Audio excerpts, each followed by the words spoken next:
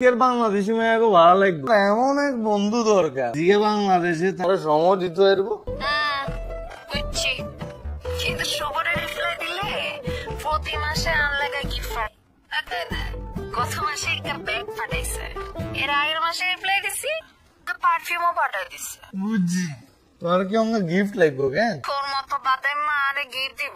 তুই আর ছোট করি কথা কই, আন্ডারওয়ার্ল্ডের নাম শুনছো? সরকার বুঝতেছে আন্ডারওয়ার্ল্ডের আমি ম্যানেজার ক্লাস পার্টনার।